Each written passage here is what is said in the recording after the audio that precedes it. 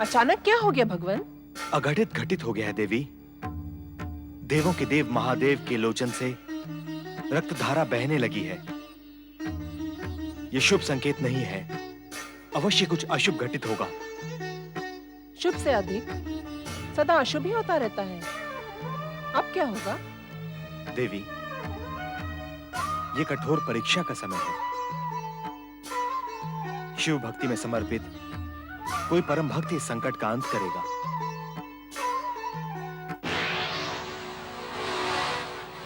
ओम नमः शिवाय। ओम नमः शिवाय।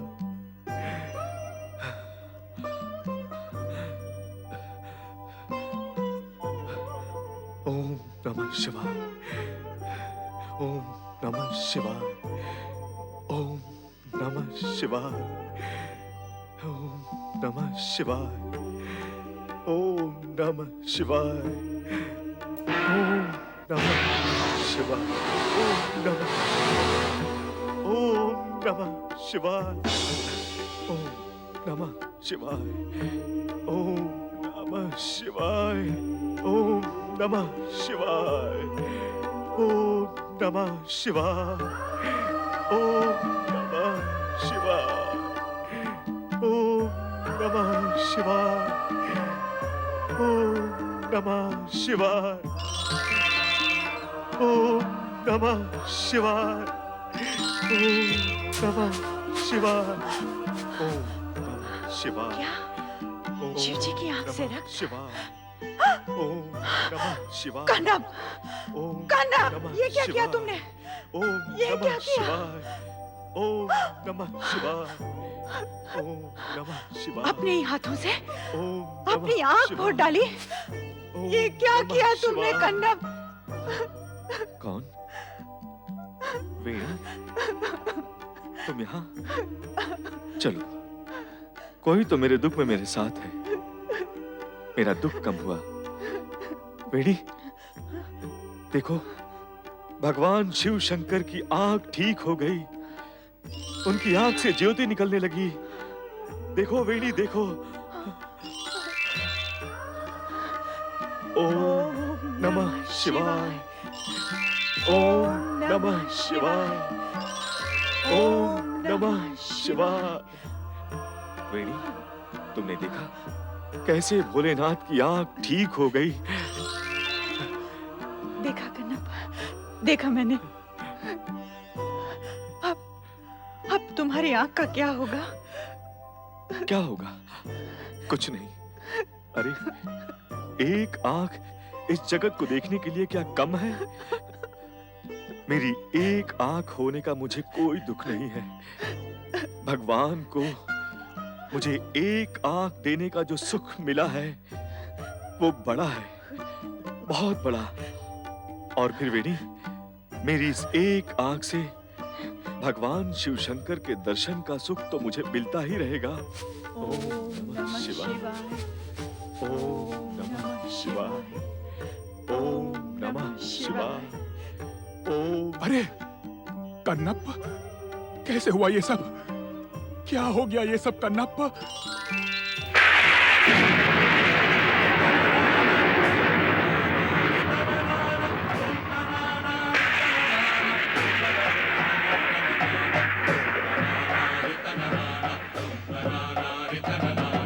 ये क्या हो रहा है भोलेनाथ?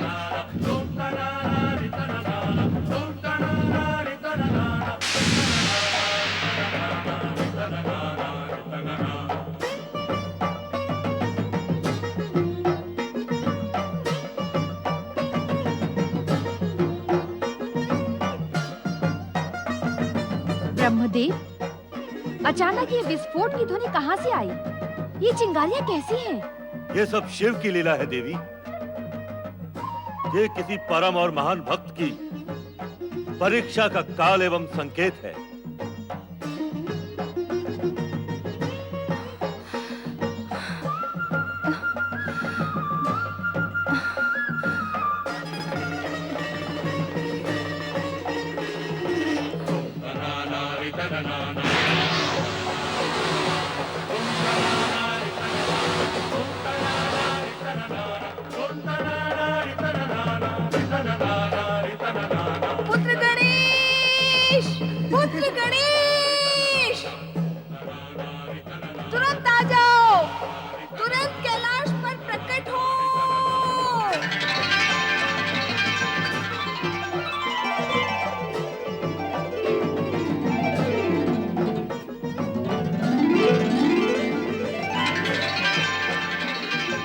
प्रणाम माता। पुत्र गणेश, तुम्हारे पिता संकट में हैं। माता, ये तो केवल शिव लीलाएं हैं। आओ चलो देखते हैं।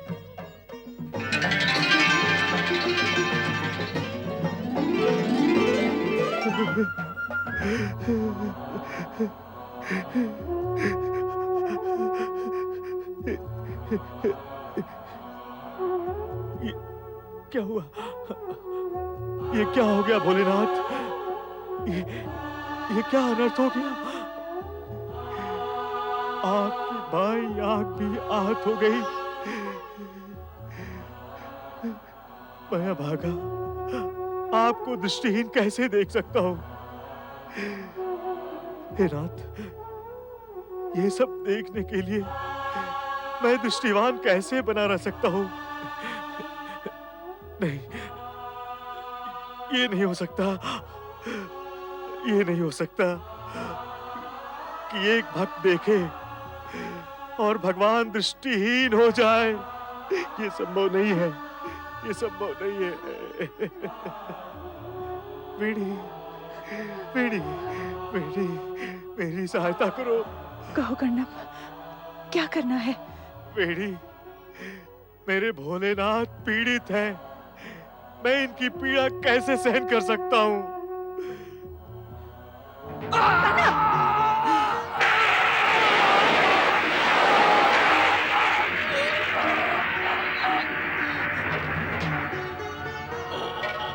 नमः शिवाय। ओम नमः शिवाय। ओम नमः शिवाय। वीणी, मुझे नेत्रहीन की सहायता करो वीणी। कन्नप, ये तुमने क्या किया? कन्नप, क्या किया? कन्नप अपने भोलेनाथ के लिए कुछ भी कर सकता है और वीणी कन्नप के लिए सब कुछ कर सकती है। वीणी, ये मेरी बाई आंख को भोलेनाथ को समर्पित करके उन्हें फिर से दृष्टिवान बना दो। बना दो। शीघ्र करो वीणी, शीघ्र करो। भोलेनाथ की वेदना का ये मूल कारण मैं हूँ। मैं पापी हूँ। शीघ्र करो। पार्वती परमेश्वराय नमो नमः। ओम नमः शिवाय। नमः शिवाय।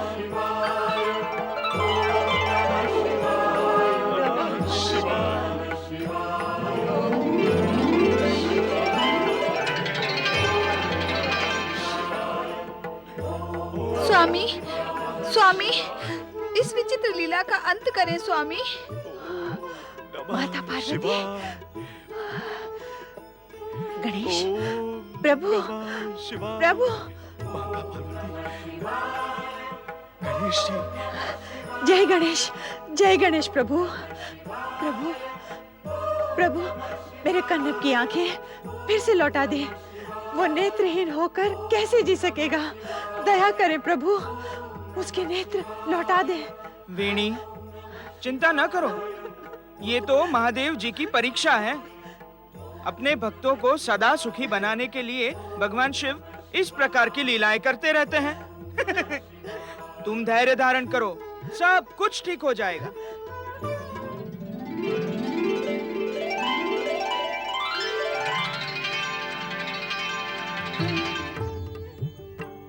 भोलेनाथ, कहाँ है? कहाँ है? जय हो भोलेनाथ। भोलेनाथ, भोलेनाथ, मैं अभागा कैसे भोलेनाथ के दर्शन करूंगा? कन्नप, वीणी, मैं अभागा कैसे भोलेनाथ के दर्शन करूंगा? तुम धन्य हो कन्नप, तुम्हारी भक्ति महान है।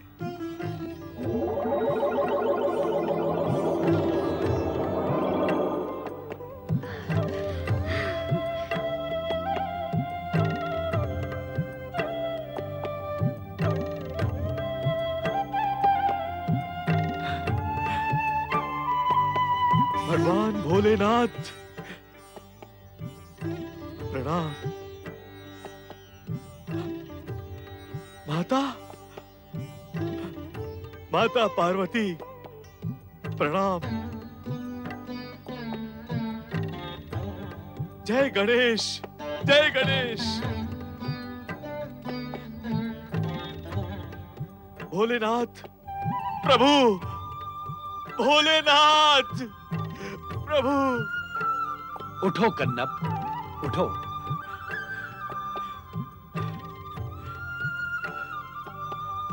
तुम तो भक्तों में श्रेष्ठ हो। जो भक्त अपने आराध्य के कष्ट को अपना कष्ट मानकर उसके निराकरण के लिए प्राण प्रण से जुट जाए तो वो भक्त सदा सदा के लिए भक्त श्रेष्ठ के रूप में प्रतिष्ठित होता है। तुम दोनों ने जन्म जन्मांतर से हमारी आराधना की है। अब तुम दोनों शिवलोक के अधिकारी हो गए हो।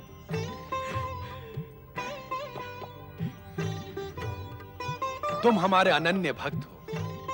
आज से तुम शिवगणों में स्थान प्राप्त करोगे।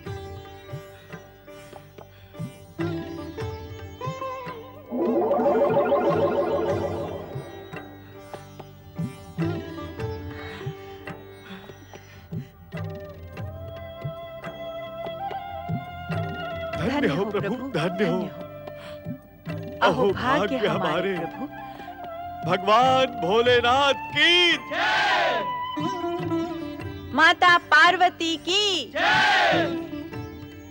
पार्वती नंदन श्री गणेश की जय।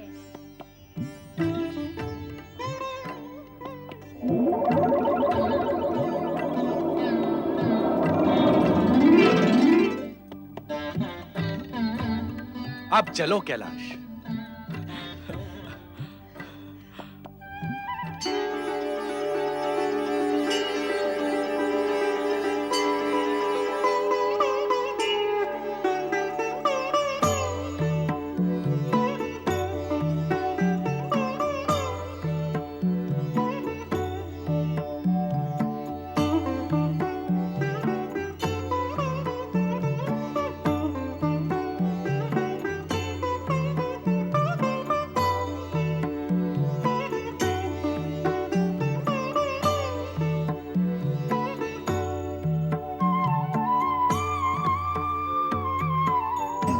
भगवान भोलेनाथ की जय।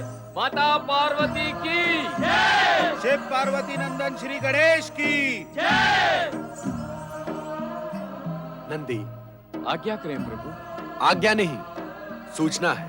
कहें देवाधिदेव महादेव।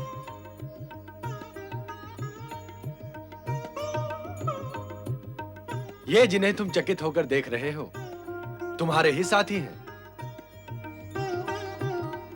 इससे पहले तो हमने कभी नहीं देखा इनको प्रभु। इन्हें शिवधाम की प्राप्ति अभी हुई है, तो तुम इन्हें पहले कहां से देखते? ये कणप और वेणी है। पिछले अनेक जन्मों से दोनों साथ हैं और हर जन्म में इन्होंने शिव भक्ति का आदर्श प्रस्तुत किया है। इस जन्म में तो कणप भक्ति की पराकाष्ठा तक जा पहुंचा, इसलिए शिवधाम का अधिकारी बन गया है। ये दोनों शिवगण के रूप में शिवलोक में रहेंगे। इनका स्वागत करो नंदी। आए, आपका कैलाश पर स्वागत है।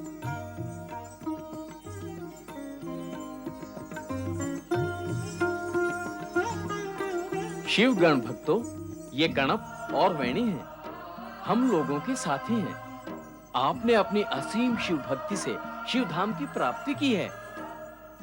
कैलाश पर कणप और वेणी का स्वागत है। ये सब तो केवल शिव जी की कृपा है। बोलो भगवान शिव शंकर की जय। भगवान भोलेनाथ की जय। माता पार्वती की जय। गणाधिपति श्री गणेश की जय। शिव भक्त की कल्याणकारी कथा सुनकर हम धन्य हो गए प्रभु।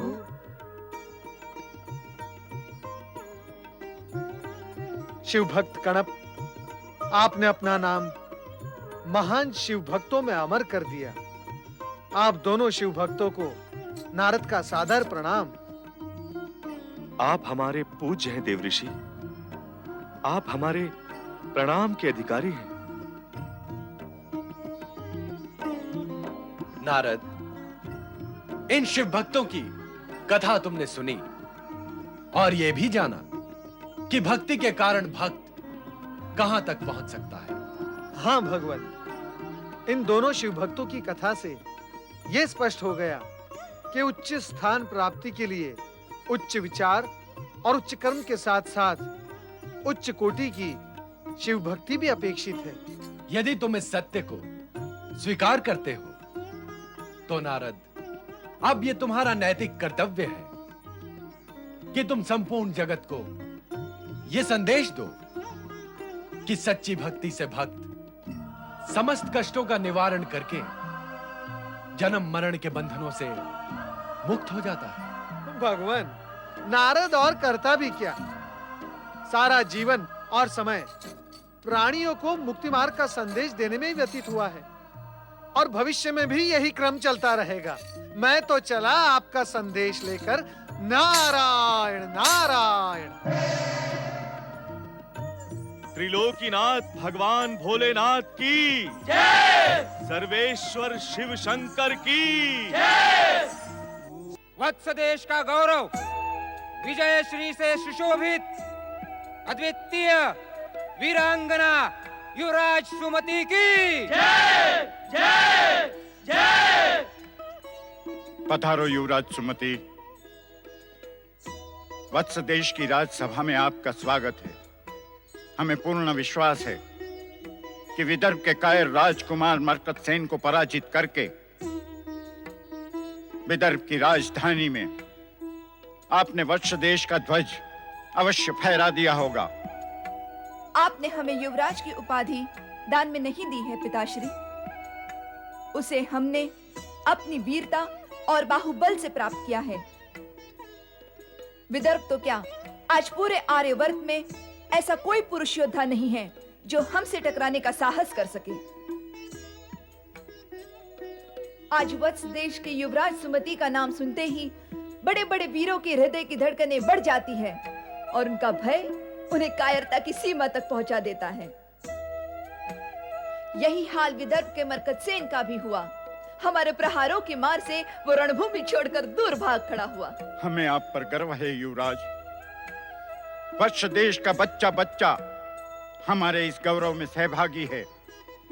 बोलो, वीरों के वीर युवराज सुमति की जय जय जय। सभासदों, भगवान शिव ने हमें राजकुमार प्रदान नहीं किया, इसका हमें कोई दुख नहीं है, क्योंकि युवराज सुमति ने अपने कोई पुत्र से अधिक योग्य वत्स देश का सच्चा उत्तराधिकारी सिद्ध किया है। आप सत्य कह रहे हैं महाराज। आप ये भी जानते हैं कि हमने किसी पुरुष को अपने से श्रेष्ठ कभी नहीं समझा, क्योंकि नारी यदि ठान ले तो वो पुरुष की शक्ति के अभिमान को एक क्षण में छिन्न भिन्न कर सकती है। हमने पुरुष पर नारी की श्रेष्ठता सिद्ध कर दी है। हमने ये भी सिद्ध कर दिया है कि युद्ध कौशल में हम किसी भी पुरुष से बढ़ चढ़कर हैं। जो भी पुरुष युवराज सुमति से टकराएगा वो चूर चूर हो जाएगा। महान योद्धा युवराज सुमति की जय जय। बंद करो, बंद करो ये जय जयकार। राजन,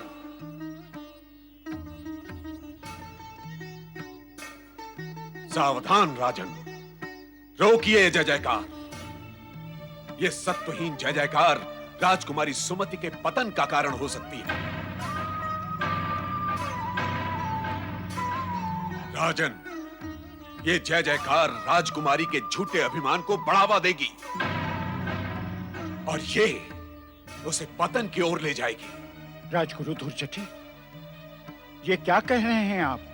लगता है राजगुरु धूर्जटी की बुद्धि भ्रमित हो गई है। हमारे किसी शत्रु ने इन्हें हमारे विरुद्ध भड़का दिया है। छोटे मुंह बड़ी बात न कर वाचाल राजकुमारी। शिव भक्त धूर जटी की बुद्धि का लोहा सारा देश मानता है। अरे हमने ही तुझे कूटनीति और राजनीति के पाठ पढ़ाए हैं और तू ही हमारे अपमान पर उतर आई है। हमारी श्रेष्ठ बुद्धि को भ्रमित कहती है तू। हाँ हाँ राजगुरु धूर्जटी, आपकी बुद्धि भ्रमित ही नहीं पतित भी हो चुकी है। जो राजगुरु अपने ही राज्य के युवराज से ईर्ष्या करने लगे, उसी की राज्यसभा में उसको अपमानित करने लगे, तो समझ लेना चाहिए कि उसकी बुद्धि उसका साथ छोड़ चुकी है। अब आपकी बुद्धि ही नहीं, आपकी निष्ठा भी विश्वास के योग्य नहीं रही। आप जिसका नमक खा रहे हैं, उसी के विरुद्ध विश्वमन कर रहे हैं। सुमति, अपनी जिह्वा को वश में रख, अन्यथा परिणाम बहुत बुरा होगा। शांत हो जाइए राजगुरु, शांत हो जाइए। पुत्री, तुम संयम से काम लो। राजगुरु के विरुद्ध कुछ बोलना ठीक नहीं है। संयम तो इन्होंने तोड़ा है पिताश्री। आश्चर्य है, आप अपने युवराज का ये घोर अपमान सहन कैसे कर रहे हैं? मैं आपके स्थान पर होती तो अब तक धूर्जटी या तो बंदी बना दिए गए होते, या फिर इनका शीश धड़ से अलग होकर राजसभा में लुढ़कता दिखाई देता। तेरे खड़क से भयभीत होने वाले हम नहीं हैं सुमति। हमें अपने प्राणों से अधिक नीति, न्याय और सम्मान प्रिय हैं। तुझे अपनी झूठी वीरता को कलंकित करने की इतनी ही इच्छा है तो उठा अपना खड़क और कर दे हमारा शीश धड़ से अलग। हम भी तेरे पतन की पराकाष्ठा देखना चाहते हैं। मेरे क्रोध को और ना भड़काओ धूर्जटी, इसी समय निकल जाओ यहाँ से। तूने अपने राजगुरु का अपमान करके हमें वत्स देश के राजगुरु पद को त्यागने पर विवश किया है सुमति। हम इसी समय महाराज भद्रसेन द्वारा प्रदत्त राजगुरु के पद को त्यागते हैं और आज के बाद हम इस राज्यसभा में झांकने भी नहीं आएंगे। महाराज भद्रसेन, सुमति को सिर पर चढ़ाकर आपने अपने सर्वनाश को निमंत्रित किया है। अपने जाने से पूर्व हम आपको सावधान करना अपना पावन कर्तव्य समझते हैं। पुरुष की वेशभूषा धारण करने मात्र से कोई स्त्री पुरुष नहीं बन जाती। जो स्त्री स्त्रियोचित लज्जा और मर्यादा का त्याग कर दे, वो अपने पिता और पति दोनों के कुल को कलंकित करती है। अब भी समझ जा सुमति और अपनी नारी की मर्यादा में वापस आ जा। अपने सुमति नाम को सत्य कर दिखा तू। बस बस, बहुत हो गया। पिताश्री, धूर्जटी से कहिए हमारी आंखों से ओझल हो जाए, अन्यथा इनकी हत्या का पाप आपके सर लगेगा। अब तेरा सर्वनाश निश्चित है धूर्त राजकुमारी। हम जा रहे हैं, सदा सदा के लिए इस राज्यसभा को त्याग कर।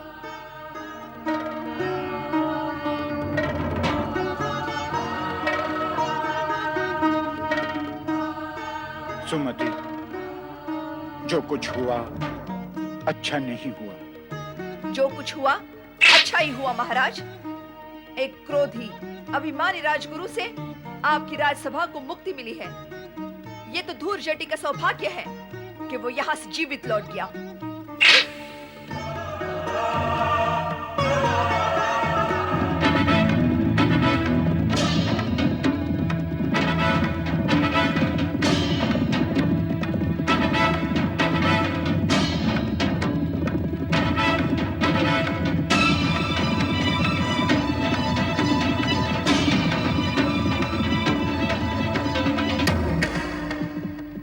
युवराज वज्रसेन, इस वन में आखेट योग्य तो कोई पशु दिखाई नहीं पड़ता।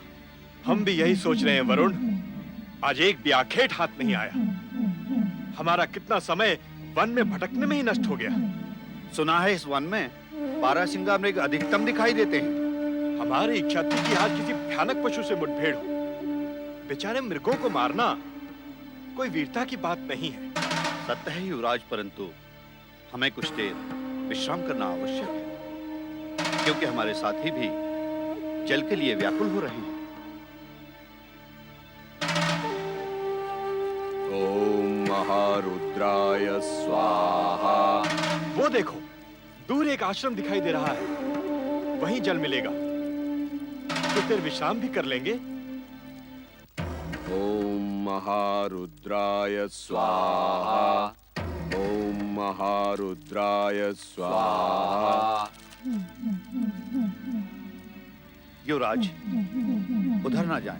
ये आश्रम हमारे घोर शत्रु भद्रसेन की राजगुरु धुर्जटी का है। मैं पहले भी एक बार गया था, अपमानित होकर लौट आया। राजगुरु धुर्जटी बहुत क्रोधी स्वभाव के हैं। राजगुरु धुर्जटी का नाम हम बचपन से सुनते आ रहे हैं वरुण। कूटनीति और राजनीति के गुरु के रूप में इनकी समानता कोई नहीं कर सकता। अब स्मरण हुआ, पिताश्री भी बहुत पहले मुझे इनके पास ले गए थे, मुझे इनका शिष्य बनाने के लिए, परंतु इन्होंने अपने शत्रु के पुत्र को शिष्य बनाना स्वीकार नहीं किया था। फिर तो उनके आश्रम में जाने का कोई प्रश्न ही नहीं उठता। ये हमारे शत्रु के राजगुरु हो सकते हैं, परंतु हमारे शत्रु तो नहीं है। और इन जैसा ज्ञानवान व्यक्ति किसी अतिथि को कभी निराश नहीं करेगा। चलो।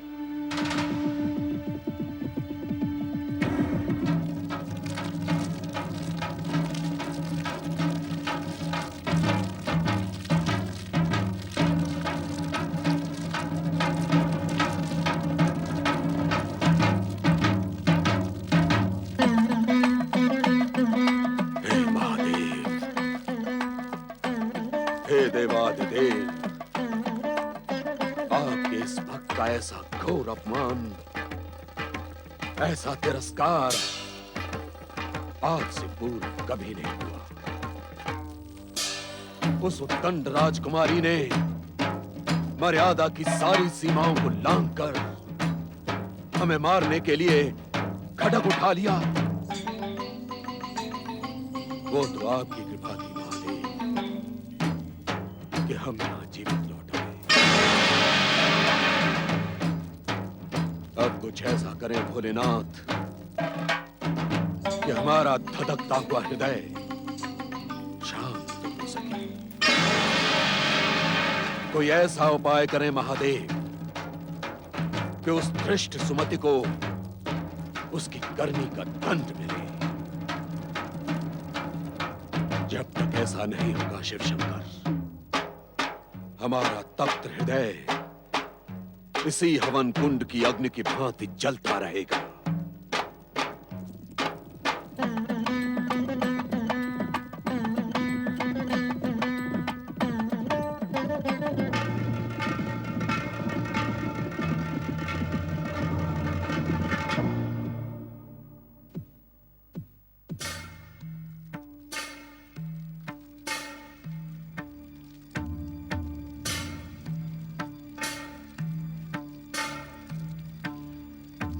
प्रणाम गुरुदेव। कौन हो तुम और किस उद्देश्य से यहाँ आए हो?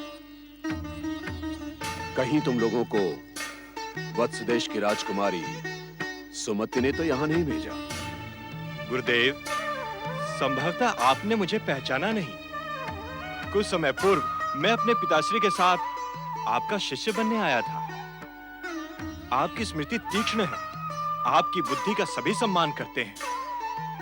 ऐसा हो ही नहीं सकता कि मैं आपकी स्मृति से ओझल हो जाऊं।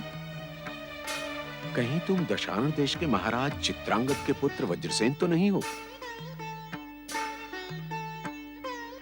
अर्थात तुम महाराज भद्रसेन के घोर शत्रु के पुत्र हो। अब ये बताओ कि इस समय तुम यहाँ किस प्रयोजन से आए हो? आपका शिष्यत्व प्राप्त करने। क्या तुम्हें यह स्मरण नहीं कि हमने तुम्हें शिष्य बनाना अस्वीकार कर दिया था? समय के साथ निश्चय बदल जाते हैं गुरुदेव। भले ही मैं आपके आश्रित राजा भद्रसेन के शत्रु का पुत्र हूँ, परंतु मैं आपसे गुरु शिष्य का संबंध स्थापित करने आया हूँ। गुरु शिष्य के बीच में कोई शत्रुता संभव ही नहीं है। वज्रसेन, अब हम वत्स देश के राजगुरु नहीं रहे। समझ लो कि हमारे और उनके बीच एक नई शत्रुता स्थापित हो चुकी है। राजा भद्रसेन के शत्रु भी अब हमारे शत्रु नहीं रहे। अर्थात अब सारी स्थिति बदल गई है। अब मैं आपके शत्रु का पुत्र नहीं रहा। आपसे अधिक भला यह सत्य कौन जान सकता है कि शत्रु का शत्रु मित्र होता है। अब तो मुझे अपना शिष्य बनाने में आपको कोई बाधा नहीं होगी। वज्रसेन, तुम बार बार हमें गुरुदेव कहकर पुकार रहे हो। अब तो हमें तुम्हें अपना शिष्य बनाना ही होगा। मैं धन्य हुआ गुरुदेव, मेरा जीवन धन्य हो गया। भाग्य का खेल देखें कि मैं उचित समय पर आपकी सेवा में उपस्थित हुआ। ये सत्य है वज्रसेन कि तुम उचित समय पर आए, परंतु हमारा शिष्यत्व ग्रहण करने से पूर्व तुम्हें हमारी एक मांग पूरी करनी है।